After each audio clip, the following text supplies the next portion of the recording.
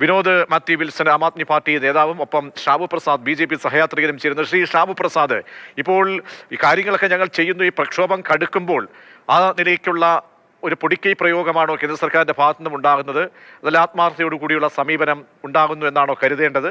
കാരണം ഇന്നിപ്പോൾ കഴിഞ്ഞ ദിവസം തന്നെ ഈ ലക്ഷോപലക്ഷം വരുന്ന വിദ്യാർത്ഥികളുടെ കൺസേൺ അത് ഏറ്റെടുത്ത് പ്രധാനമന്ത്രി വീഡിയോ പബ്ലിക്കിന് മുന്നിലേക്ക് വെച്ചു.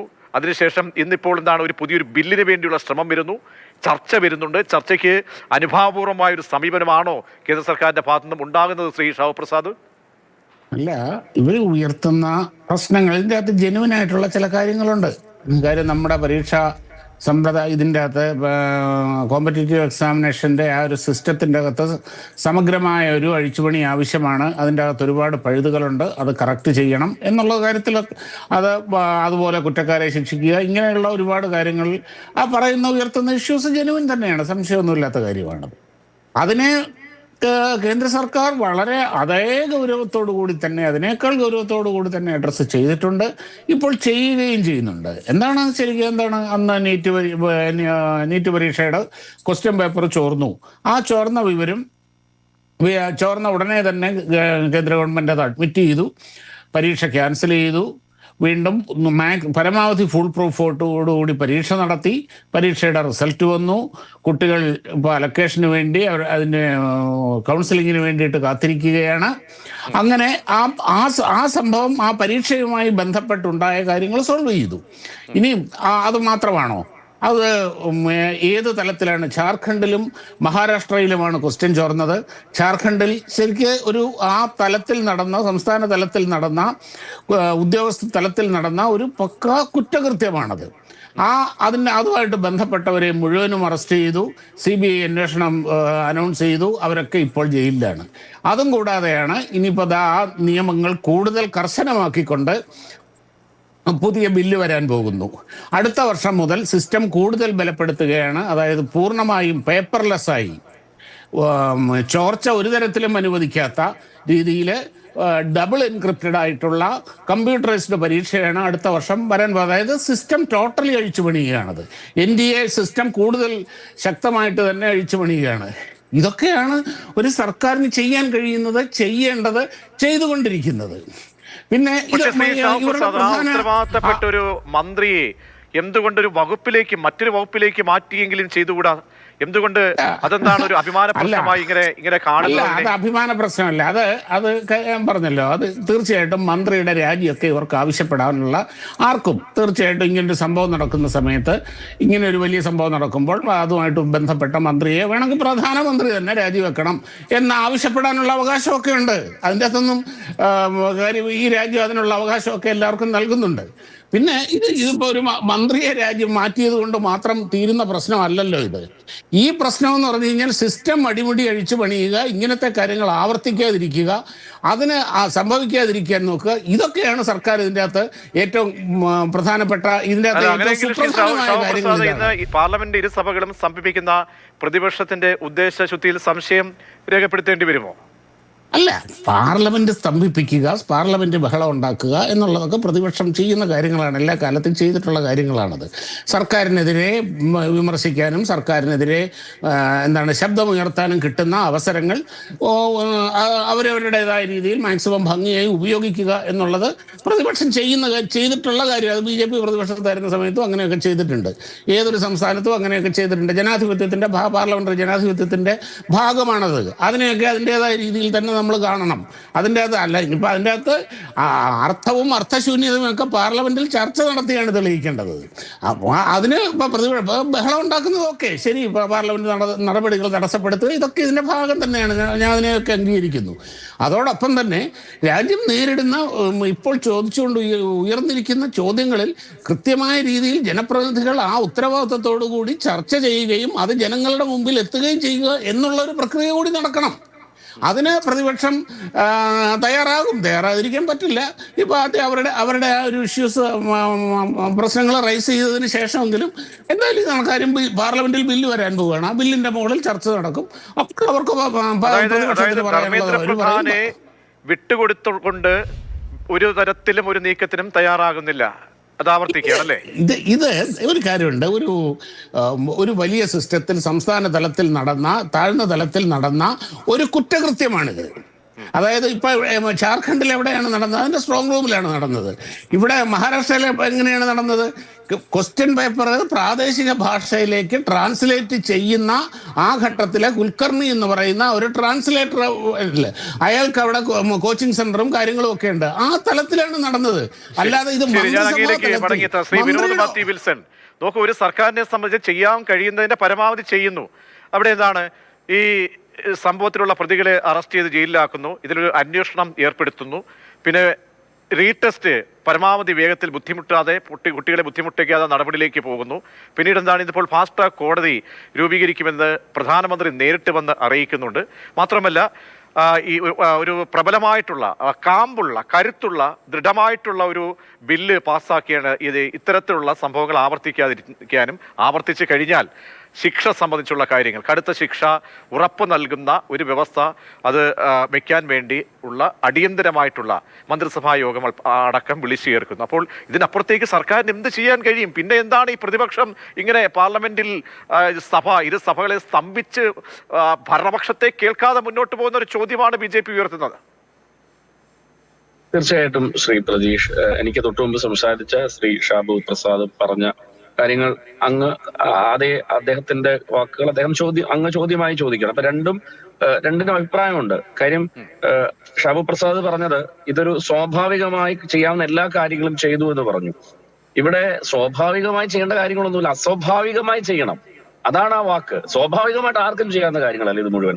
നമുക്കറിയാം 2012 നിർഭയ സംഭവത്തിന് ശേഷം, അല്ലെ 2013 ക്രിമിനൽ ലോ അമെന്റ്മെന്റ് വന്നു, നിയമം വന്നല്ലോ, ശക്തമായിട്ട് പ്രതിഷേധം നടന്നപ്പോൾ. അത് സ്വാഭാവികമായി നടക്കുന്ന ഒരു കാര്യമാണ്. ഒരു വിഷയം ഉണ്ടാകുമ്പോൾ നമുക്കറിയാലോ, ഇപ്പൊ ഈ ഇടയ്ക്കല്ലേ ഒരു കുഞ്ഞ് റാഗിങ്ങുമായി ബന്ധപ്പെട്ട് മരണ സമയത്ത് ഇപ്പൊ പുതിയ നിയമം വരാൻ പോകുന്നു. അതൊക്കെ ജനാധിപത്യത്തിൽ ജനങ്ങളെ ബോധ്യപ്പെടുത്താൻ വേണ്ടി ഗവൺമെന്റുകൾ ചെയ്യുന്ന സ്വാഭാവിക കാര്യങ്ങളാണ്.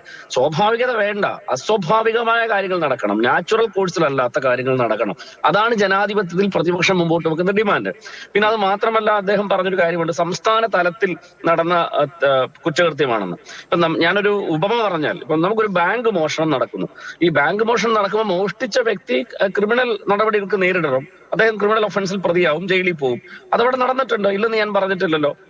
നമ്മൾ ആരും, ഇപ്പം എനിക്കറിയാം, ഈ ചർച്ച ചെയ്യുന്ന ശ്രീ പ്രജീഷിനും ശ്രീ ഷാബു പ്രസാദിനും ഒക്കെ നമ്മൾ പേഴ്സണലി സംസാരിച്ചാൽ നമ്മളൊക്കെ പറയുന്ന ഡിമാൻഡ് എന്താ, പറഞ്ഞു വെക്കുന്ന കാര്യം എന്താ? അത് ഈ കുട്ടികളോട് ആദ്യം കാണിച്ച നിലപാട് ശരിയല്ല, തുടക്കത്തിലെ ചർച്ച ചെയ്യണമായിരുന്നു എന്നുള്ളതല്ലേ. അപ്പൊ ഒരു ബാങ്ക് മോഷണം നടക്കുമ്പോൾ ആ ബാങ്കിൽ മോഷ്ടിച്ച വ്യക്തി ക്രിമിനൽ കേസിൽ പ്രതിയാവുകയാണ്. അതേസമയം ആ ബാങ്ക് മോഷണം നടക്കുന്നത് സ്ട്രോങ് റൂമിന്റെ സുരക്ഷിതത്വം ഇല്ലായ്മ കൊണ്ടാണെങ്കിൽ, അല്ലെങ്കിൽ ടെക്നിക്കലി ആ ബാങ്കിൽ വന്ന ഒരു ഗുരുതര പിഴവാണെങ്കിൽ ആ ബാങ്ക് മാനേജർക്ക് ഉത്തരവാദിത്വമില്ലേ? അപ്പൊ ആ പൊളിറ്റിക്കൽ അക്കൗണ്ടബിലിറ്റി എന്ന് പറയുന്ന വാക്കിന് വലിയ അർത്ഥമുണ്ട് ജനാധിപത്യ രാജ്യത്ത്. ഇത് നോർത്ത് കൊറിയ പോലൊരു രാജഭരണമൊന്നുമല്ല. ജനാധിപത്യ രാജ്യത്തില് സ്വാഭാവികമായിട്ടും ഉത്തരവാദിത്തപ്പെട്ട, ഇവിടെ നാഷണൽ ടെസ്റ്റിംഗ് ഏജൻസിയാണല്ലോ ഇത് നടത്തിയിട്ടുള്ളത്. നാഷണൽ ടെസ്റ്റിംഗ് ഏജൻസി എന്ന് പറയുന്നത് കേന്ദ്ര വിദ്യാഭ്യാസ മന്ത്രാലയത്തിന് കീഴിൽ പ്രവർത്തിക്കുന്ന, അതിന്റെ വിദ്യാഭ്യാസ നയങ്ങൾ രാജ്യത്താകമാനം ചെയ്യുന്ന ഒരു സംവിധാനം ആകുമ്പോൾ സ്വാഭാവികമായി ധർമ്മേന്ദ്ര പ്രധാൻ നേരിട്ട് പോയി ഈ ചോദ്യപേപ്പർ ചോർത്തിയെന്നോ അദ്ദേഹം ഇത് ചോദ്യപേപ്പർ ആക്കലും കാശ് കൊടുത്തോ വാങ്ങിച്ചു എന്നോ ആരും പറയുന്നില്ല. പക്ഷേ നാളെ ഒരു ദിവസം, നാളെ ജനാധിപത്യത്തിൽ മാറും, പുതിയ പാർട്ടികൾ വരും, BJP അധികാരത്തിൽ നിന്ന് മാറും, മറ്റൊരു പാർട്ടി വരും. അപ്പോ ഈ ഭരിക്കുന്നവർക്കും അതിന്റെ തൊട്ട് താഴെയിരിക്കുന്ന ഒരു ബോധ്യം വേണം, ഇങ്ങനെ ഒരു രാജ്യത്ത് ഇങ്ങനെ ഒരു സംഭവം നടന്നു, അതിലൊരു മന്ത്രിക്ക് ഒരു പൊളിറ്റിക്കൽ അക്കൗണ്ടബിലിറ്റി ഒരാൾ തീരുമാനിക്കുന്നു, എന്റെ വകുപ്പിൽ ഇങ്ങനെ ഒരു സംഭവം നടന്നാൽ എനിക്ക് രാജിവെച്ച് പോകേണ്ടി വരും. ആ കീഴ്വഴക്കം സൃഷ്ടിക്കാൻ വേണ്ടിയാണ് ഈ സംസാരിക്കുന്ന മുഴുവൻ. അതല്ലാതെ ഇപ്പൊ പുതിയ നിയമം വരട്ടെ, നല്ല കാര്യം. ഇപ്പൊ നിയമം വരുന്നു, ശിക്ഷിക്കപ്പെടുന്നു, 10 വർഷമാക്കുന്നു, അതൊക്കെ വളരെ മെച്ചപ്പെട്ട കാര്യം. പക്ഷെ അതിന്റെ അപ്പുറത്തേക്കുള്ള ജനാധിപത്യപരമായ ഒരു ചോദ്യവും ജനാധിപത്യപരമായിട്ടുള്ള ഡിമാൻഡുമാണ് Dharmendra Pradhan. X or Y, നമുക്ക് ആ വിഷയം ധർമ്മേന്ദ്ര പ്രധാൻ എന്നുള്ള വിഷയം വിടാം. കേന്ദ്ര വിദ്യാഭ്യാസ മന്ത്രി എന്ന് പറഞ്ഞാൽ മതി, അദ്ദേഹം രാജിവെക്കണം. ഞാൻ തിരിച്ചു വളരെ സിമ്പിൾ ആയിട്ടൊരു കാര്യം ചോദിച്ചോട്ടെ, ഇപ്പൊ പ്രതിപക്ഷത്ത് BJP ആണെങ്കിൽ എന്തായിരിക്കും പറയുക? അപ്പൊ നമ്മുടെ ജനാധിപത്യ രാജ്യത്തിലെ ഏറ്റവും മിനിമം ഡിമാൻഡാണ്, ആ ഡിമാൻഡ് അംഗീകരിക്കണം എന്നുള്ളതാണ്. പിന്നെ ഇപ്പൊ ഇവിടെ പറഞ്ഞൊരു പ്രധാന കാര്യം എന്ന് വെച്ച് കഴിഞ്ഞാൽ അവരെ ചർച്ചയ്ക്ക് വിളിക്കുന്നു, ഇപ്പൊ അവരെ ക്ഷണിക്കുന്നു എന്നൊക്കെ പറയുന്നു. ഈ സമരത്തോട് തുടക്കം മുതൽ കാണിച്ച സമീപനം എന്താണ്? പാറ്റകൾ വിദേശത്തുനിന്ന്, അതായത് ഒരർത്ഥത്തിൽ കേന്ദ്ര സർക്കാരിന് വഴങ്ങേണ്ടി വരികയാണോ, മുഖം രക്ഷിക്കേണ്ടി വരുന്ന ഒരു സാഹചര്യത്തിലേക്ക് എത്തുകയാണോ അതാണ് ഏറ്റവും പ്രധാനപ്പെട്ട ഒരു ചോദ്യം. പല ഹാൻഡിലുകളിൽ നിന്നും വരുന്ന പ്രതികരണങ്ങൾ. അപ്പോൾ തുടക്കത്തിൽ എന്താണ്, നമുക്ക് ഈ സമരത്തെ അടിച്ചമർത്താൻ നോക്കി, അത് നടക്കുന്നില്ല. പിന്നീട് ഏതെല്ലാം രീതിയിൽ ഇകഴ്ത്താമെന്ന് നോക്കി, അത് നടക്കുന്നില്ല. അപ്പോൾ സർക്കാരിന് ഗത്യന്തരമില്ല. പ്രധാനമന്ത്രി പോലും നല്ലൊരു വീഡിയോ, ആ വീഡിയോ വരുമ്പോൾ ഒരു അസാധാരണ സാഹചര്യം പോലെയാണ് തോന്നുന്നത്. പ്രധാനമന്ത്രി നേരിട്ട് വന്ന് പലതവണ ഇത് മാത്രമല്ല, എന്താണ് അദ്ദേഹം അംഗീകരിക്കുന്നു, അഡ്മിറ്റ് ചെയ്യുന്നുണ്ട്, ഇതിലുണ്ടായിട്ടുള്ള ഒരു ക്രൈം അടക്കമുള്ള കാര്യങ്ങൾ അഡ്മിറ്റ് ചെയ്യുകയും ചെയ്യുന്നു. ആ അഡ്മിറ്റ് ചെയ്യുമ്പോൾ സ്വാഭാവികമായും അതിൻ്റെ ഉത്തരവാദി അതിൻ്റെ വകുപ്പ് കൈകാര്യം ചെയ്യുന്ന മന്ത്രിയാണ്. ഞാൻ നേരത്തെ പറഞ്ഞതുപോലെ ആ മന്ത്രിയെ അവിടെ നിന്നും റീപ്ലേസ് ചെയ്യാൻ പോലും എന്തുകൊണ്ട് തയ്യാറാകുന്നില്ല എന്നൊരു ചോദ്യം എന്താണ്, അതെന്തുകൊണ്ടാണ് വിനോദ്? അത് ഞാൻ മനസ്സിലാക്കുന്നത് ഇപ്പൊ ഒഡീഷയിൽ, ഞാനത് പറയുന്നത് എത്രത്തോളം ഞാനത് എന്റെ ഒരു ബോധ്യമാണ് പറയുന്നത്. ഒഡീഷയിൽ BJPക്ക് 21 ലോക്സഭാ സീറ്റിൽ 20 ലോക്സഭാ സീറ്റ് ഇപ്പൊ BJPക്ക് ഉണ്ട്. ഒഡീഷക്കാരനാണ് ഈ ധർമ്മേന്ദ്ര പ്രധാൻ എന്നാണ് ഞാൻ വിചാരിക്കുന്നത്. BJPയുടെ കഴിഞ്ഞ ലോക്സഭയിലെ പ്രകടനത്തിന് കൃത്യമായ പങ്ക് വഹിച്ചിട്ടൊരാളാണ്. ഉദ്ദിഷ്ടകാര്യത്തിൽ ഉപകാര സ്മരണയായിരിക്കാം. ഇനി മാത്രമല്ല, അദ്ദേഹത്തെ മാറ്റിയാൽ BJP കേന്ദ്രം നരേന്ദ്രമോദി 55 നെഞ്ചുവിരിവുള്ള ആള്, അല്ലെങ്കിൽ രാജ്യത്തിന്റെ മുഴുവൻ വിശ്വഗുരു എന്നൊക്കെ പറയുന്ന ആള് ഈ കുഞ്ഞു പാറ്റാപ്പിള്ളാരുടെ മുമ്പിൽ തോറ്റുപോയി എന്ന് ആരെങ്കിലും പറഞ്ഞാൽ അതിൽ ലജ്ജയായി അല്ലെങ്കിൽ അതൊരു ഈഗോയായി മാറുന്നതുകൊണ്ടായിരിക്കാം. പക്ഷെ ജനാധിപത്യത്തിൽ ഞാൻ ഓർക്കുന്നു, അല്ലെങ്കിൽ വായിച്ചപ്പോൾ ഓർക്കുന്നു, ഈ സോനം വാങ്ചുങ്ങിനെ പറ്റി നമ്മൾ വായിക്കുമ്പോൾ അദ്ദേഹത്തിന്റെ പിതാവ് സോനം വാങ്ങിയാൽ 84-ൽ ലഡാക്കുമായി ബന്ധപ്പെട്ട് സമരം നടത്തിയപ്പോൾ അന്ന് അവിടെ ചെന്ന് അദ്ദേഹത്തിന് പഴച്ചാറ് കൊടുത്ത് നിരാഹാരം അവസാനിപ്പിച്ച ആള് ഇന്ത്യയുടെ പ്രധാനമന്ത്രി ഇന്ദിരാഗാന്ധി ഇന്ത്യയുടെ പ്രധാനമന്ത്രിയായിരുന്നു. അപ്പൊ ഇന്ദിരാഗാന്ധിക്കൊപ്പം അല്ലെങ്കിൽ അത്രയും ആ രീതിയിലൊക്കെ നിൽക്കുന്ന ഒരു പ്രധാനമന്ത്രി എന്ന് ഇവർ പറയുമ്പോൾ, ഇന്ദിരാഗാന്ധിയെക്കാളും വലിയ പ്രധാനമന്ത്രി എന്ന് പറയുമ്പോൾ ഇനി ഈ നിസാരപ്പെട്ട കുഞ്ഞു പിള്ളേരുടെ മുമ്പിൽ തോറ്റുപോകുമെന്ന്. പക്ഷെ തോൽവിയല്ല കേട്ടോ. ഇപ്പൊ പ്രതീക്ഷയോടെ പറഞ്ഞില്ലേ, ഇന്നലെ അദ്ദേഹം ട്വീറ്റ് ചെയ്യുന്നു, ഇന്ന് രാവിലെ ഞാൻ എന്റെ സോഷ്യൽ മീഡിയ നോക്കിയപ്പോൾ രാത്രിയിൽ ഇന്ത്യയുടെ പ്രധാനമന്ത്രി ഒരു സാധാരണ വീഡിയോ, മറ്റേ നമുക്കറിയാലോ എന്തോ ഒരു PR വർക്കും ഒക്കെ ചെയ്തായിരിക്കും വീഡിയോസ് ഒക്കെ പുറത്തു വരുന്നത്. ഇന്ന് നോക്കുമ്പോൾ ഒരു സാധാരണ നമ്മുടെ വീട്ടിലൊക്കെ ഇരിക്കുന്ന നമ്മുടെ ഒരു വല്യപ്പൻ സംസാരിക്കുന്ന പോലെ വന്ന് നിന്ന് സംസാരിക്കേണ്ട തലത്തിലേക്ക് ഇത് മാറിയില്ലേ? അത് നിസ്സാരമൊന്നും അല്ലല്ലോ. അങ്ങനെ വന്നിരുന്ന ഒരു അതും എനിക്ക് തോന്നുന്നു ടെലിപ്രോംപ്റ്റർ ഒക്കെ വെച്ചാൽ തോന്നുന്നു, കണ്ണിലൂടെ അതൊക്കെ കാണാം. എന്നാൽ പോലും അതൊക്കെ സംസാരിക്കുകയും അഡ്മിറ്റ് ചെയ്യുകയും ചെയ്യുന്ന തരത്തിലേക്ക് അദ്ദേഹം മാറിയെങ്കിൽ പ്രധാനമന്ത്രി വന്ന് സംസാരിക്കും. സാധാരണ ഇവർ ചെയ്യുന്ന എന്താണ്, എപ്പോഴും ഇത്തരം വിഷയങ്ങളിൽ ഏതെങ്കിലും ലോക്കൽ നേതാക്കന്മാരോ എന്ന് അഭിപ്രായം പറയും. പക്ഷെ ഇന്ത്യയുടെ പ്രധാനമന്ത്രി വന്ന് സോഷ്യൽ മീഡിയയിൽ വീഡിയോ ചെയ്യണമെങ്കിൽ അടി കൊണ്ടിട്ടുണ്ട്, ഇളകിയിട്ടുണ്ട്, അടിസ്ഥാനം ഇളകുന്നു എന്ന് ബോധ്യപ്പെട്ടിട്ടുണ്ട്. തീർച്ചയായിട്ടും ഈ സമരത്തിന്റെ ഏറ്റവും പ്രധാനപ്പെട്ട ആവശ്യം ധർമ്മേന്ദ്ര പ്രധാന്റെ രാജിയാണ്. ആ രാജി ആവശ്യപ്പെടുന്നതിൽ യാതൊരു അധാർമികതയുമില്ല, യാതൊരു ഭരണഘടനാപരമായ തെറ്റുമില്ല എന്ന് ഞാൻ വിശ്വസിക്കുന്ന ആളാണ് ഞാൻ. നമ്മളെല്ലാവരും അങ്ങനെയാണ് കരുതുന്നത്. BJPക്കാർ പല സുഹൃത്തുക്കളും എന്നോട് സംസാരിക്കുമ്പോൾ പറയുന്നുണ്ട്, എത്രയോ പേര് അഡ്മിറ്റ് ചെയ്തു. ഇന്നലെ ഞാൻ ചർച്ചയ്ക്ക് ഇരുന്നപ്പോൾ BJPയുടെ നേതാവ് അദ്ദേഹം അഡ്മിറ്റ് ചെയ്തു. ABVPയുടെ സ്റ്റേറ്റ്മെന്റ് ഇന്നലെ വന്നിരിക്കുന്നു.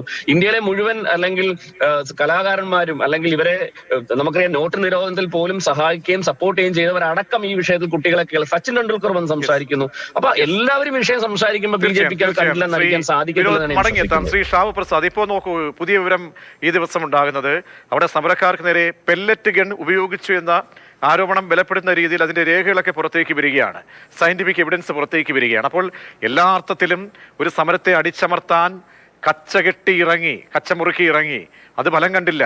അതിനുശേഷം എന്താണ്, നമ്മളെ ജനാധിപത്യത്തിൽ സമരം എന്നത് പുതുകാര്യമല്ല. എത്രയോ കാലഘട്ടത്തിൽ അവിടെ പ്രതിപക്ഷത്ത് ഇരുന്നിട്ടുള്ള BJP, നമുക്കറിയാം പാർലമെന്റിന്റെ സമീപം, രാഷ്ട്രപതി ഭവന്റെ സമീപം വരെ ജനക്കൂട്ടം ഇരച്ചെത്തിയ സംഭവങ്ങൾ നമ്മുടെ മുന്നിലുണ്ട്. അന്നൊക്കെ അതിനെ സപ്പോർട്ട് ചെയ്തിട്ടുള്ള ഒരു പാർട്ടി ഭരണത്തിൽ മുമ്പ് എന്തുകൊണ്ടാണ് ഇങ്ങനെ സമരം എന്ന് കേൾക്കുമ്പോൾ ഹാലിളകുന്നത്? ഈ പോലീസ് ഉദ്യോഗസ്ഥരെ, അവിടെ എന്താണ് സംഭവിച്ചത്? ഈ പോലീസ് ഉദ്യോഗസ്ഥരെ അവർക്കെതിരെ നടപടിയെടുക്കാനുള്ള ബാധ്യതയില്ലേ? അങ്ങനെയെങ്കിൽ അതിലേക്കൊന്നും പോകുന്നില്ലല്ലോ. പ്രതീക്ഷ, ഞാൻ ഇവിടെ വീണ്ടും പറയുന്നതിന് മുമ്പ് വിനോദ് മാത്യുവിനോട് ഒന്ന് പ്രതികരിച്ചോട്ടെ. അതായത് ഞാനിവിടെ ആദ്യമായി തന്നെ എൻ്റെ റൗണ്ടിൽ പറഞ്ഞു, തീർച്ചയായും ഒരു ജനാധിപത്യ രാജ്യത്തിൽ ഇവിടെ പ്രധാനമന്ത്രി ധർമ്മേന്ദ്ര പ്രധാന്റെ അല്ല, നരേന്ദ്രമോദിയുടെ തന്നെ രാജി ആവശ്യപ്പെട്ടുകൊണ്ട് ഒരു പ്രക്ഷോഭത്തിനോ പ്രതിഷേധത്തിനോ ഇവിടെ എല്ലാവർക്കും അവകാശമുണ്ടെന്നേ. 100% ആ അവകാശത്തിനെ ബഹുമാനിക്കുകയും ചെയ്യണമെന്നേ. അതിൻ്റെ അകത്ത് ഇവിടെ യാതൊരു പ്രശ്നവുമില്ല. പിന്നെ അദ്ദേഹം പറഞ്ഞു ഇവരെ പാറ്റകൾ എന്നൊക്കെ വിളിച്ച് അപമാനിക്കാൻ ശ്രമിച്ചു. അവരെ പാറ്റകൾ എന്ന് അവർ തന്നെ സ്വയം വിളിച്ചതല്ലേ? കോക്രോച്ചുകളാണ് കോക്രോച്ച് ജനതാ പാർട്ടി എന്ന് സ്വയം പേരിട്ട് ഞങ്ങൾ പാറ്റകളാണ് എന്ന് സ്വയം പറഞ്ഞ, അഭിമാനത്തോടു കൂടി പറഞ്ഞവരെ പാറ്റകൾ എന്ന് മറ്റുള്ളവർ വിളിക്കുമ്പോൾ എന്തിനാണ് ഇങ്ങനെ വിഷമം തോന്നുന്നത്? അതിൻ്റെ കാര്യമില്ലല്ലോ. അവർ തന്നെയാണ് അവരെ സ്വയം പാറ്റകളെന്ന് വിളിച്ചത്.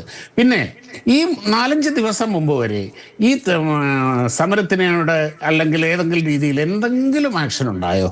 ഇല്ലല്ലോ. കാര്യം അവർ ജന്തർ മന്ദറിൽ സമാധാനപരമായിട്ട് ചെയ്യുകയായിരുന്നു. സോനം വാങ്ചുക്ക് അവിടെ നിരാഹാരം ഇരിക്കുകയായിരുന്നു.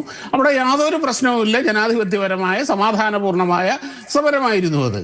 പക്ഷേ അതൊരു അക്രമാസക്തമായ രീതിയിലേക്ക് മാറിയപ്പോൾ, കാര്യം ഡൽഹി എന്ന് പറയുന്നത് വളരെ സെക്യൂരിറ്റി സെൻസിറ്റീവ് ആയിട്ടുള്ള ഏരിയയാണത്. പ്രത്യേകിച്ച് പാർലമെന്റ് എന്ന് പറയുന്നത് 2001 പാർലമെന്റ് ആക്രമണത്തിന് ശേഷം ആ പാർലമെന്റിന്റെ പരിസരം മുഴുവനും ഹൈ സെക്യൂരിറ്റി സോണാണ്. അത് മാത്രമല്ല തന്ത്രപ്രധാനമായ ചെയ്യേണ്ട ഇങ്ങനെ അവസ്ഥയിലേക്ക് കൊണ്ടുപോകാതെ ഈ പറയുന്ന തിടുക്കപ്പെട്ടുള്ള ഫാസ്റ്റ് ട്രാക്ക് കോടതി ഇതാ 10 വർഷം തടവും 10 കോടി രൂപ ശിക്ഷയും വ്യവസ്ഥ ചെയ്യുന്ന ബില്ല്, ഇതൊക്കെ ആദ്യമേ ആകാമായിരുന്നില്ലേ? അല്ലെന്നേ, അത് പാർലമെന്റ് തുടങ്ങുമ്പോൾ കാര്യം ഒരു ബില്ല് ഒരു രാത്രി കൊണ്ടൊന്നും ഒരു ബില്ല് നിയമമൊന്നും ഉണ്ടാക്കാൻ പറ്റില്ല. ഇത് അപ്പം ചുടുന്ന പോലെ ചുട്ടെടുക്കാൻ പറ്റുന്ന സാധനം അല്ല പ്രതീക്ഷ ബില്ലെന്ന് പറയുന്നത്. പാർലമെന്റിൽ അവതരിപ്പിച്ച് രാജ്യത്തിന്റെ നിയമമാകേണ്ട സാധനം എന്ന് പറയുന്നത് ഒരു രാത്രി ഉണ്ട്. എന്നാ പിടിച്ചോ ബില്ല് എന്ന് പറഞ്ഞിട്ട് ശ്രീ ഷാപ്രസാദ് വിനോദ് ചോദിക്കുന്നുണ്ട്. വിനോദ്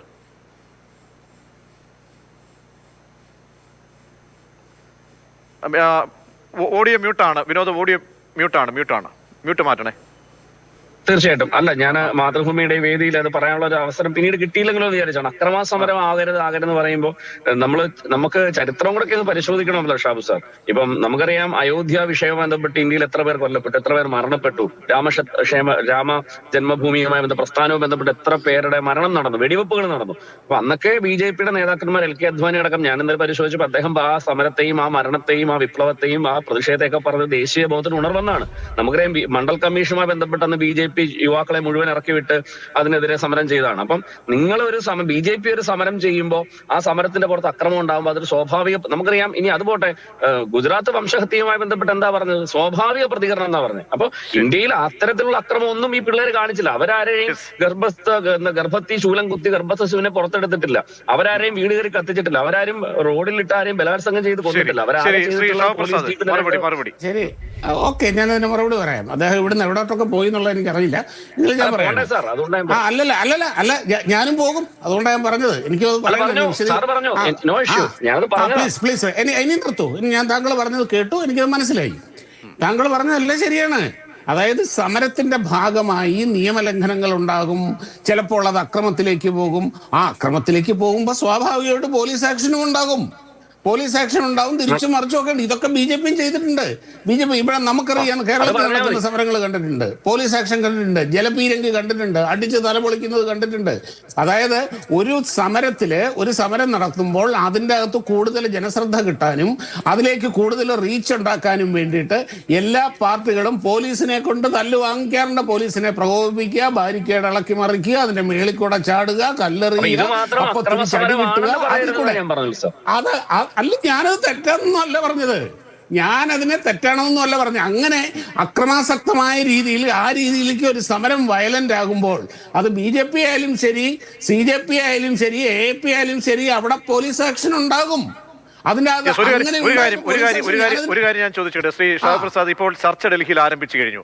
VP ഹോസ്റ്റലിൽ വെച്ചാണ് ചർച്ച നടക്കുന്നത്. അപ്പോൾ ഈ ഡിമാൻഡ് മുഴുവൻ അംഗീകരിക്കുമോ? ധർമ്മേന്ദ്ര പ്രധാനെ ഒന്ന് കണ്ണിൽ പൊടിയിടാനെങ്കിലും പോട്ടെ, അല്ലെങ്കിൽ ഒന്ന് ബോധ്യപ്പെടുത്താനെങ്കിലും, ഒരു ബോധ്യപ്പെടുത്തലില്ലെങ്കിലും ഒന്ന് മാറ്റി, അതായത് വേറൊരു വകുപ്പിലേക്ക് ഈ വകുപ്പിൽ നിന്ന് മാറ്റിക്കൂടെ? ഈ വകുപ്പിൽ നിന്ന് മാറ്റി നിർത്താനുള്ള ബാധയില്ലേ? ഇല്ല, അതായത് ഒരു കാര്യമുണ്ടെന്ന്, ഇപ്പം നാട്ടിൽ നടക്കുന്ന സർവ്വ കുറ്റകൃത്യങ്ങളുടെയും പേരിൽ, ഏത് കുറ്റകൃത്യങ്ങളുടെയും പേരിൽ ആഭ്യന്തരമന്ത്രി രാജിവെക്കണം അല്ലെങ്കിൽ മുഖ്യമന്ത്രി രാജിവെക്കണം എന്ന് പറഞ്ഞാൽ അങ്ങനെ കൊണ്ട് തുടങ്ങിക്കഴിഞ്ഞാൽ ഈ മന്ത്രിമാർക്ക് രാജിവെക്കാനേ സമയം. ദുരഭിമാനമാണ് പ്രശ്നം. അഭിമാനത്തിന്റെ അല്ല, അതൊരു പ്രസിഡൻസായി മാറും.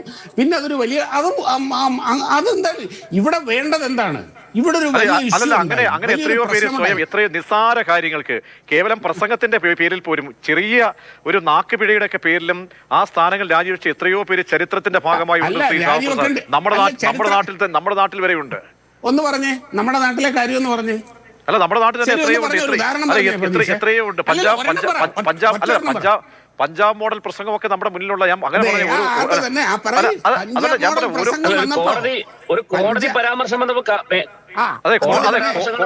കോടതികൾ പോലും പരാമർശിച്ചതിന്റെ പേരിൽ എത്രയോ ഇതാണോ ലക്ഷക്കണക്കിന് വിദ്യാർത്ഥികളെ മുഴുവൻ അവരെ മുക്രയിടിപ്പിച്ചിട്ട് അവരെ മുഴുവൻ വെച്ച് പരീക്ഷണ വസ്തുവാക്കിയിട്ട് അവിടെ ഞെളിഞ്ഞിരിക്കുന്ന ആ മന്ത്രിക്ക് സ്വയം തോന്നുന്നുണ്ട്. പ്രതീക്ഷ നിർത്ത, ഞാൻ പറയട്ടെ.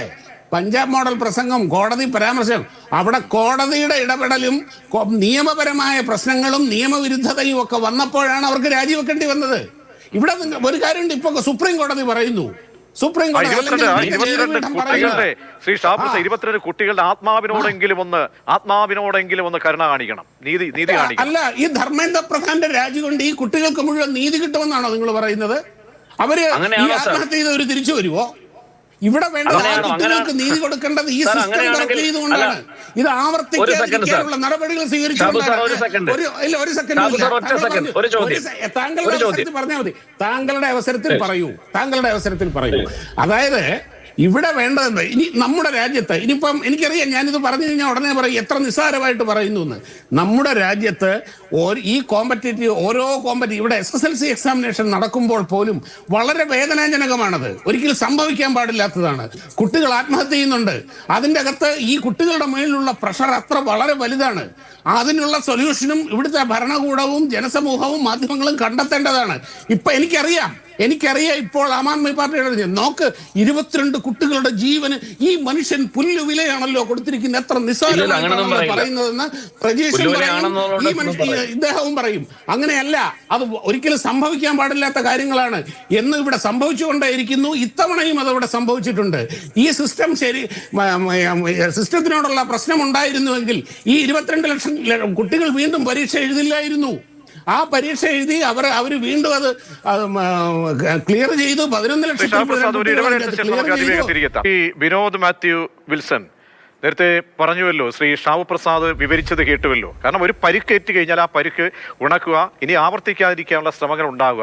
ആ ശ്രമത്തിലേക്ക് ഇപ്പോൾ സർക്കാർ കടന്നിട്ടില്ലേ? കാരണം ശക്തമായ രീതിയിൽ ഈ സന്ദർഭത്തിൽ ഈ ദിവസത്തെ തന്നെ അപ്ഡേറ്റുകൾ നോക്കൂ. മന്ത്രിമാർ തന്നെ നേരിട്ടെത്തി അതായത് പ്രധാനമന്ത്രിയുടെ ഓഫീസിന്റെ ചുമതലയുള്ള ജിതേന്ദ്ര സിംഗും JP നദ്ദയും വാങ്ചുക്കിനെ പോയി കണ്ടു, കാര്യങ്ങൾ ധരിപ്പിച്ചു. പിന്നീട് സമരക്കാരെ കാണാൻ തയ്യാറാകുന്നു. നിർണായക യോഗവും ഡൽഹിയിൽ നടക്കുന്നുണ്ട്. ഇതിനപ്പുറത്തേക്ക് ഒരു സർക്കാരിന് മുന്നിൽ മറ്റ് വഴികളില്ലല്ലോ. തീർച്ചയായിട്ടും അതിനെയൊക്കെ നമ്മൾ ജനാധിപത്യ രാജ്യത്ത് പോസിറ്റീവായി തന്നെ കാണുന്ന വ്യക്തികളാണ് നമ്മളൊക്കെ തന്നെ. അത്തരം ചർച്ചകൾ നടക്കട്ടെ. തീർച്ചയായിട്ടും ആ ചർച്ച ചെയ്യണം എന്നായിരുന്നല്ലോ തുടക്കം മുതലുള്ള ആവശ്യവും. അല്ലെങ്കിൽ ജനാധിപത്യപരമായ ആ ആവശ്യത്തെ നിരാകരിച്ചതുകൊണ്ടാണല്ലോ അവിടേക്ക് ആള് കൂടിയതും പ്രതിപക്ഷം അവിടേക്ക് രാഹുൽ ഗാന്ധി അടക്കമുള്ളവർ വന്നതും ഈ ഫൈറ്റ് ഉണ്ടായതും ഒക്കെ അതിന്റെ ഭാഗമായിട്ടാണ്. അപ്പൊ തുടക്കത്തിലെ ഈ സമരം നമുക്ക് കൃത്യമായിട്ട് അറിയാമല്ലോ ശ്രീ പ്രതീഷ്. ഈ സമരത്തെ എന്നാണ് ഇന്ത്യൻ മാധ്യമങ്ങളൊന്നും ഈ സമരത്തെ കണ്ടതായിട്ട് ഇപ്പോഴും ഭാവിച്ചിട്ടില്ല. കേരളത്തിലെ മാധ്യമങ്ങൾ പോലും എപ്പോഴാണ്, അതായത് അതിനൊരു ഒരു ഫൈറ്റ് ചെയ്യുന്നു തോന്നൽ വന്നപ്പോഴല്ലേ. ഇതിനു മുമ്പേ ഈ സമരം സത്യത്തിൽ കേന്ദ്ര ഇന്റലിജൻസും ഒക്കെ ഇവർക്ക് സംവിധാനങ്ങളില്ലേ, ഇവർക്ക് അറിയാമല്ലോ ഡൽഹി പോലൊരു സ്ഥലത്ത് 1000 പേര് കൂടിയാൽ എന്തുമാത്രം ബുദ്ധിമുട്ടുണ്ടാവുമെന്ന് ചിന്തിക്കാനുള്ള ശേഷിയില്ലാത്തവരാണോ ഇന്ത്യ ഭരിക്കുന്നത്. അങ്ങനെയാണെങ്കിൽ രാജിവെച്ച് എന്നേ പോകണം. അപ്പൊ ആ ശേഷിയുണ്ട്. അപ്പം എന്താണ് സംഭവിച്ചത്? ഇതൊന്നും മാധ്യമ ശ്രദ്ധ കിട്ടത്തില്ല. ഇതൊന്നും ചെറുപ്പക്കാരെ അണ്ടർഎസ്റ്റിമേറ്റ് ചെയ്തുകൊണ്ട് സംഭവിച്ചതാണ്. ദീർഘവീക്ഷണമുള്ള ഒരു പ്രധാനമന്ത്രിയും ഒരു ഉണ്ടായിരുന്നുവെങ്കിൽ അവർക്കറിയാം ചെറുപ്പക്കാര്. കാരണം ഈ നമ്മുടെ ചെറുപ്പക്കാരുടെ ട്രെൻഡ് പറയാലോ, അവര് സോഷ്യൽ മീഡിയയിലും ഓൺലൈനിലും അവരെ കളിയാക്കുമ്പോൾ അതൊന്നും അല്ല എന്നുള്ളവര് അതൊക്കെ നമുക്ക് ബോധ്യപ്പെട്ടിട്ടുള്ളതാണ്. പക്ഷെ BJPക്ക് അത് ബോധ്യപ്പെട്ടിട്ടില്ല. അവർ വിചാരിക്കുന്നത് ഈ പറയുന്ന ജാതിയും മതവും വർഗീയതയൊക്കെ പറഞ്ഞാൽ കുറെ നാൾ വോട്ട് ചെയ്യുന്ന ചെറുപ്പക്കാർ മാത്രമാണ്. അല്ല, വിദ്യാസമ്പന്നരായ, ലോകം കാണുന്ന, ലോകം ചുറ്റുന്ന, ലോകത്തെ ഇരുന്ന് ഇന്ത്യൻ ജനാധിപത്യവും മറ്റു രാജ്യങ്ങളുടെ വലതുപക്ഷ രാഷ്ട്രീയം ഒക്കെ വീക്ഷിക്കുന്നവരൊക്കെ നമ്മുടെ ചെറുപ്പക്കാരുണ്ട്. അവർ സൈലന്റ് ആണ്. ആ സൈലന്റായി അവരെ പ്രകോപിപ്പിച്ചു എന്നുള്ളതാണ് തുടക്കത്തിൽ ഇന്ത്യയുടെ ഇപ്പോഴത്തെ ഗവൺമെന്റ് ചെയ്ത ഏറ്റവും വലിയ പാതകം എന്ന് ഞാൻ കരുതുകയാണ്. അതുകൊണ്ടാണ് ഈ ഒരു സന്നിഗ്ധമായ ഘട്ടത്തിൽ അല്ലെങ്കിൽ ഇത്തരം ഒരു പ്രതിസന്ധി ഘട്ടത്തിൽ വന്ന് നിൽക്കാനുള്ള സാഹചര്യം ഉണ്ടായത്. പിന്നെ ഇവിടെ അദ്ദേഹം പറഞ്ഞു രാജിയെപ്പറ്റി. നമുക്ക് രാജിയെപ്പറ്റിയൊക്കെ അറിയാലോ. 56 ലാൽ ബഹദൂർ ശാസ്ത്രി ട്രെയിൻ അപകടത്തെ തുടർന്ന് രാജിവെച്ചില്ലേ. അതിനുശേഷം എനിക്ക് തോന്നുന്നു TT കൃഷ്ണമാചാരി അദ്ദേഹം 58 മുണ്ട്ര അഴിമതിയെ ബന്ധപ്പെട്ട് രാജിവെച്ചില്ലേ. നമുക്കറിയാം. അതുപോലെ ഇന്ത്യ ചൈന യുദ്ധത്തിൽ പരാജയപ്പെട്ട സമയത്താണ് VK കൃഷ്ണമയ്യ 62 രാജിവെച്ചില്ല. അപ്പൊ രാജിയൊക്കെ വെച്ചിട്ടുണ്ട്. അത്തരം ധാർമ്മികതയൊക്കെ ഉണ്ടായിരുന്നു ഇന്ത്യൻ പൊളിറ്റിക്സിൽ. ആ ധാർമ്മികതയൊക്കെ ഇന്ത്യൻ പൊളിറ്റിക്സിൽ എന്ന് മുതൽ ഇല്ലായ്മപ്പെട്ടു എന്നുള്ളതൊക്കെ നമുക്ക് അങ്ങോട്ടും ഇങ്ങോട്ടും ഡിബേറ്റ് ചെയ്ത് തർക്കിച്ച് തീർക്കേണ്ട സംവിധാനം തന്നെയാണ്. പക്ഷെ ഇന്ത്യയുടെ ഒരു വിദ്യാഭ്യാസ മന്ത്രി, അതാണ് ഞാൻ വളരെ സിമ്പിളായിട്ട് ഈ ചർച്ച കാണുന്ന ഒരിക്കൽ കൂടി ചോദിച്ചോട്ടെ. ഇന്ത്യയിൽ ചോദ്യപേപ്പർ ചോർച്ച നടന്നല്ലോ, അതിൽ തർക്കമൊന്നുമില്ലല്ലോ. ആ ചോദ്യപേപ്പർ ചോർച്ചയുടെ ഭാഗമായിട്ട് 17ഓളം വിദ്യാർത്ഥികൾ ഇന്ത്യയിൽ ആത്മഹത്യ ചെയ്തു. വിദ്യാർത്ഥികൾ എന്ന് പറഞ്ഞാൽ 30-32 വയസ്സുള്ള പഠിക്കുന്നവരല്ല, 17-16 വയസ്സുള്ള കുഞ്ഞുങ്ങളാണ്. ഇപ്പൊ 16-17 വയസ്സുള്ള കുഞ്ഞുങ്ങളെ സംബന്ധിച്ച് അവരെന്തിനാ ആത്മഹത്യ ചെയ്യുന്നത്? അവർക്ക് വിചാരിച്ചാൽ പോരെ, ഞാൻ ഈ പരീക്ഷ എഴുതില്ല വിട്ടെന്ന് പറഞ്ഞാൽ അവർക്ക് വേറെ ജോലി കിട്ടത്തില്ലേ? അപ്പൊ എന്തുകൊണ്ടായിരിക്കും അവർ ആത്മഹത്യയിലേക്ക് പോയത്? അവരുടെ കുടുംബത്തിന്റെ കഷ്ടപ്പാടാണ്. അപ്പം അല്ല, ഞാനൊന്ന് കംപ്ലീറ്റ് ചെയ്തോട്ടെ പ്രജീഷ്. അപ്പം അത് നടന്നിട്ടുണ്ട്. അപ്പൊ സ്വാഭാവികമായും ഈ രണ്ട് സാഹചര്യവും സംഭവിക്കുമ്പോൾ അതിനെ തിരുത്തേണ്ട ബാധ്യത നാഷണൽ ടെസ്റ്റിംഗ് ഏജൻസി ആണെങ്കിൽ അവർ ആരുടെ കീഴിലാണ്? കേന്ദ്ര വിദ്യാഭ്യാസ മന്ത്രാലയത്തിന്റെ കീഴിൽ പ്രവർത്തിക്കുന്ന സംവിധാനമാണ്. സ്വാഭാവികമായും അതിന് ധാർമ്മിക ഉത്തരവാദിത്തം ഏറ്റെടുത്ത് പൊളിറ്റിക്കൽ അക്കൗണ്ടബിലിറ്റി ജനങ്ങളോട് കാണിച്ച് രാജിവെക്കുക എന്ന് പറയുന്നത് രാഷ്ട്രീയ മര്യാദയാണ്. ആ രാഷ്ട്രീയ മര്യാദ BJPക്ക് ഇല്ല എന്നുള്ളത് നമുക്കറിയാം. നമ്മളത് കണ്ടുകൊണ്ടിരിക്കുന്നതാണ്. ആ മര്യാദ ഇല്ലായ്മയുടെ ഭാഗമായതുകൊണ്ടാണ് ഈ കുട്ടികളെയൊക്കെ രാജ്യദ്രോഹികളെന്നും ദേശവിരുദ്ധരെന്നും വിദേശ ഫണ്ടിംഗ് എന്നൊക്കെ വിളിച്ച് കളിയാക്കിയത്. ഇപ്പോ അങ്ങനെയാണെങ്കിൽ ഈ വിദേശ ഫണ്ടിംഗ് ഒക്കെ വളരെ സിമ്പിൾ ആയിട്ട് ഇവർക്ക് പിന്നെ എന്താ പറയാ, അതിനെപ്പറ്റി പഠിക്കാനും അല്ലെ അതിനെ അന്വേഷിക്കാനും ഒക്കെ ഉള്ള സംവിധാനം ഇവരുടെ കയ്യിലില്ലേ. അപ്പം ഇതിനെ ഏതൊക്കെ തരത്തിൽ മോശമാക്കി ജനങ്ങളുടെ മുമ്പിൽ, ജനങ്ങളുടെ മനസ്സിൽ ഇതിനെ ഭിന്നിപ്പിക്കാൻ ശ്രമിച്ചു. പക്ഷെ എല്ലാ വിദ്യാർത്ഥികളും അതിൽ പിന്നെ അക്രമം ഉണ്ടാവുന്നുണ്ടില്ലെന്ന് ഞാൻ പറയുന്നില്ല. അവിടെ അക്രമം നടക്കുന്നുണ്ട്, പോലീസിനെ ഉപദ്രവിച്ചിട്ടുണ്ട്, പെപ്പർ സ്പ്രേ അടിച്ചിട്ടുണ്ട്, അതൊക്കെ സംഭവിച്ചിട്ടുണ്ട്. അതൊക്കെ ശുഭിത യൗവനത്തിന്, ഇന്ത്യൻ യുവത്വത്തിന്റെ ഭാഗമായിട്ട് തന്നെ കരുതിയാൽ മതി. ശരി. ശ്രീ ഷാബു പ്രസാദ്, 4 മണിക്കുള്ള വാർത്താ സമ്മേളനത്തിൽ പ്രസ് മീറ്റിൽ ഈ മരണപ്പെട്ട കുടുംബങ്ങളോട് നീതി പുലർത്തുന്ന ഇനിയുള്ള വിദ്യാർത്ഥികളുടെ ഭാവി മനസ്സിൽ കരുതുന്ന ഒരു സർക്കാരിൻ്റെ വളരെ പക്വമായ ഒരു തീരുമാനം, ഈ സമരം അവസാനിപ്പിക്കണം എന്ന് തോന്നുന്നുണ്ടെങ്കിൽ അങ്ങനെ ഒരു തീരുമാനം പ്രതീക്ഷിക്കാമോ? അത് അങ്ങ് എന്താണ് അതിൽ പ്രതീക്ഷിക്കുന്നത്? എന്തായാലും കാര്യം ഇതിങ്ങനെ തുടർന്നു പോകാൻ പറ്റില്ലല്ലോ. എന്തായാലും സർക്കാർ ഇതിൻ്റെ അകത്ത് ഇതുവരെ കർശനമായ, വളരെ ആത്മാർത്ഥമായ ശ്രമങ്ങൾ, തീരുമാനങ്ങൾ എടുത്തിട്ടുണ്ട്, നടപ്പാക്കിയിട്ടുണ്ട്. തീർച്ചയായും ഇതിങ്ങനെയുള്ള കാര്യങ്ങൾ ആവർത്തിക്കാതിരിക്കാനും ഇപ്പോൾ ഉണ്ടായ ഇഷ്യൂവിനെ അതിൻ്റേതായ രീതിയിൽ അഡ്രസ്സ് ചെയ്യാനും സർക്കാർ തയ്യാറാവുന്നുണ്ട്. അത് ഇനിയിപ്പോൾ എന്താണ് തീരുമാനങ്ങൾ എന്നുള്ളത് നമുക്ക് 4 മണിയുടെ പ്രസ് മീറ്റിൻ്റെ അകത്ത് നമുക്ക് പുറത്തു വരാം. ഇപ്പോൾ ഇതിൻ്റെ അകത്ത് ഇപ്പോൾ വിനോദ് മാത്യു പറഞ്ഞതിൻ്റെ അകത്തും അദ്ദേഹം ഒരു കാര്യമാണ്, അതായത് കൃത്യമായൊരു പോയിന്റിൽ നിന്നാണ് BJP എന്ന് പറഞ്ഞു കഴിഞ്ഞാൽ മര്യാദ കെട്ടവരാണ്, വൃത്തികെട്ടവന്മാരാണ്, എന്തോ ഗർഭസ്ഥ ശിശുവിനെ വലിച്ചു പുറത്തിടുന്നവരാണ്, വർഗീയ ഫാസിസ്റ്റുകളാണ്, അങ്ങനെയുള്ളവരിൽ നിന്ന് ഞങ്ങൾ ഒരു മര്യാദയും പ്രതീക്ഷിക്കുന്നില്ല എന്ന് അദ്ദേഹം അസന്നിഗ്ധമായിട്ട് പറഞ്ഞ സ്ഥിതിക്ക് പിന്നെ ഇങ്ങനെയുള്ള നിലപാടുകളാണ് പലപ്പോഴും ഈ ചർച്ചകളും കാര്യങ്ങളും ഒക്കെ അസാധ്യമാക്കുന്നത്. ശരി, നിങ്ങൾക്ക് രാഷ്ട്രീയമായ കാര്യം ഇപ്പം ഇവിടെ അദ്ദേഹം പറഞ്ഞത് പച്ചയായ കക്ഷി രാഷ്ട്രീയമാണ്.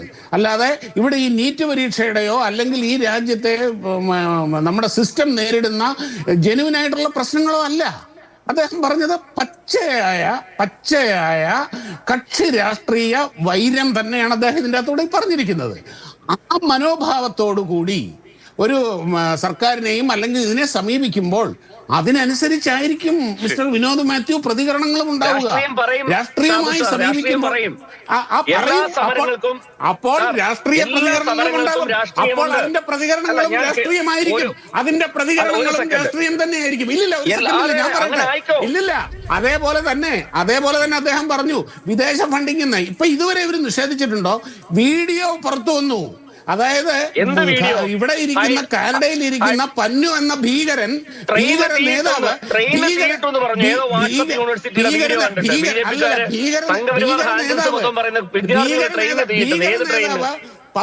ഭീകര നേതാവ് 10 കോടി രൂപ ഈ സമരത്തിന് സ്പോൺസർ ചെയ്തിരിക്കുന്നു, ഞങ്ങളുടെ എല്ലാ പിന്തുണയും ഉണ്ടാകും എന്ന് പറഞ്ഞ് അയാൾ ഡയറക്റ്റ് വീഡിയോ ചെയ്തു. ഇതുവരെ ഇവർ നിഷേധിച്ചിട്ടില്ല.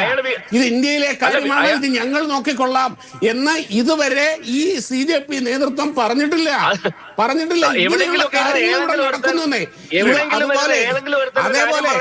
അതേപോലെ നീറ്റ്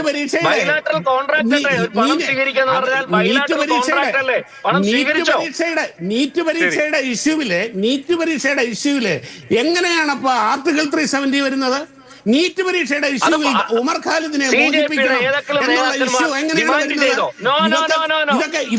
വരുന്നത്?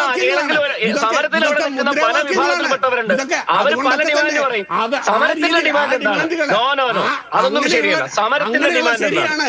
അങ്ങനെയുള്ള ഡിമാൻഡുകൾ, അങ്ങനെയുള്ള മുദ്രാവാക്യങ്ങൾ വരുമ്പോൾ അങ്ങനെയുള്ള മുദ്രാവാക്യങ്ങൾ ഈ സമരത്തിന്റെ ഭാഗമായി പറഞ്ഞു പോകില്ല.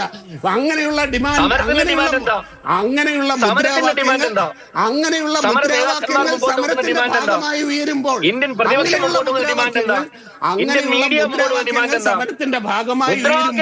തീർച്ചയായും അത് ചോദ്യം ചെയ്യും. ഇവിടെ ഈ സമരത്തിൽ പങ്കെടുത്തവർ മോദിയെ വെടിവെച്ച് കൊല്ലണമെന്ന് പറയുന്നു. മോദിയെ വെടിവെച്ച് ഈ സമരത്തിന്റെ ഭാഗമായിട്ടുള്ള